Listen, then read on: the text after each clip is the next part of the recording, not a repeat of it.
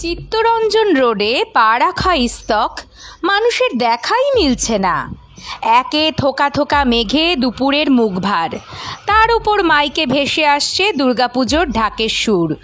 সকাল থেকে পাড়ার প্যান্ডেলে ব্যস্ত থাকা কচিকাঁচা তরুণ তরুণী সবে পেয়েছে বিরতি, ক্ষণিকের বিশ্রামের জন্য।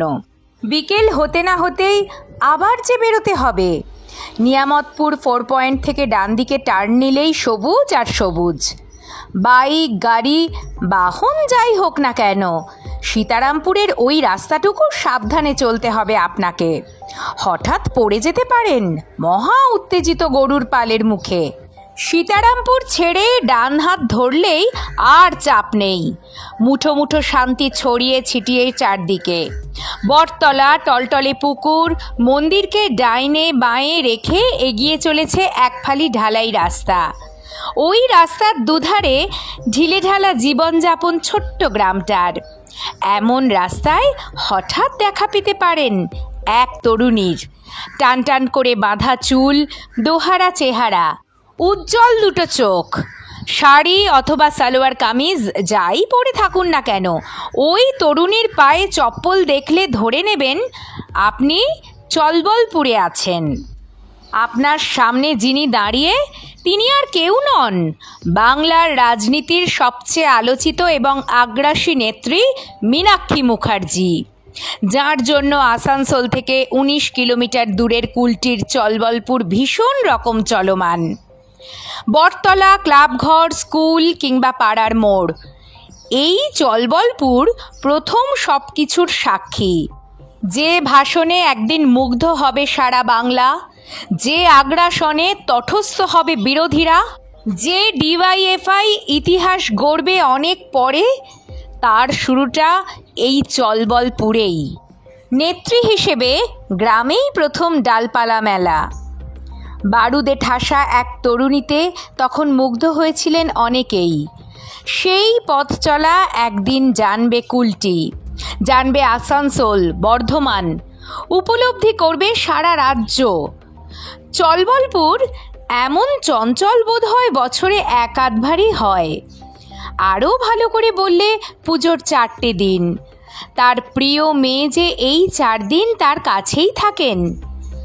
উত্তর থেকে দক্ষিণ, পাহাড় থেকে সমুদ্র, যার গতিবিধি জিপিআরএসও ধরতে পারে না, সেই তিনিই কি না পুজোর 4টে দিন সব কিছু থেকে দূরে।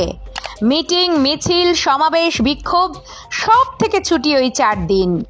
শুধু পাড়ার পুজোয় মহাব্যস্ত কর্ত্রীর ভূমিকায়। 500 পরিবারের গ্রামে প্রতি বাড়ির জন্য খিচুড়ি, তরকারি নিজের হাতে প্যাক করেন। সারাক্ষণ চলবলপুরের পুজোয় ডুবে। মুখার্জি পাড়ায় নিজের বাড়ি আর প্যান্ডেল, এইটুকুই তাঁর ঠিকানা। চলবলপুরে পা রেখে ঠিকানা বলার দরকার নেই, নামটুকুই যথেষ্ট। হাত ধরে আপনাকে পৌঁছে দেবে সদ্য তৈরি এক মন্দিরের সামনে। তার ঠিক পিছনে হলদে রঙের পুরনো দোতলা বাড়ি, যে বাড়ির উঠোন খেলেছে ফ্রক পরা মেয়ের সঙ্গে, যে বাড়ির সবুজ দরজা ওই মেয়েরই প্রথম স্কুলে যাওয়ার সাক্ষী, যে বাড়ির চেয়ার টেবিল অঙ্ক কষেছে তার সঙ্গে। দোতলার ঘর দেখেছে কলেজ ফেরত মেয়েকে, যে বাড়ির দেওয়াল, ছাদ, জানালা, রান্নাঘর, বৈঠকখানা আজও বহন করে চলেছে ওই মেয়ের স্মৃতি, যে বাড়ির সিঁড়ি সযত্নে আগলে রেখেছে মেয়ে থেকে নেত্রী হয়ে ওঠার সব ছাপ। সেই বাড়িতেই যদি ঢোকেন, বাবা মনোজ মুখার্জি হাঁক পাড়বেন, পলি দেখ তোকে কে খুঁজছে। হয়তো তিনি তখন ঘর পরিষ্কার করছেন, তবু দোতলার ঘর থেকে পলি গলা তুলে বলবেন, আসছি বাবা। এই পলিকেই নানা রঙের শেডে দেখতে পাবেন অতিথি। চুটিয়ে আড্ডা মারবেন, কখনো হাজির হবেন মিষ্টির প্লেট, চায়ের কাপ হাতে নিয়ে। এই দোতলা বাড়ির 3 প্রজন্মের একটাই মিল, লাল পতাকা। এই বাড়িতে পা না রাখলে মীনাক্ষীর নেত্রী হয়ে ওঠার গল্পই জানা হবে না। বাবা কট্টর বামপন্থী, এরিয়া কমিটির প্রেসিডেন্ট ছিলেন এক সময়, শ্রমিক আন্দোলনের সঙ্গে জড়িয়ে। মা পারুল মুখার্জি মহিলা সমিতির কর্মী। স্কুল পার করে রাষ্ট্রবিজ্ঞানে স্নাতক কিংবা মাস্টার্স করা মীনাক্ষীও বাম বহেই বড় হয়েছেন। কথায় কথায় বলেন, বাবাই তো আমার প্রথম নেতা, ছেলেবেলা থেকে দেখে বড় হওয়া নেতা, বাবাই তো অনুপ্রেরণা। আজও প্রশ্ন করলে বাবা মনোজ মুখার্জি শোনাবেন মেয়ে মীনাক্ষীর সরাসরি রাজনীতিতে জড়িয়ে পড়ার ঘটনা, বেশ কয়েক বছর আগের ঘটনা। ব্রিগেডে আসার সময় তার ম্যাটাডোর দুর্ঘটনার কবলে পড়ে। মারাত্মক চোট পেয়ে প্রথম মাস ছয়েক শয্যাশায়ী ছিলেন মনোজবাবু। দলের কাজ করার মতো অবস্থাও ছিল না। সে সময় চলবলপুর দলের কাজ থমকে গিয়েছিল।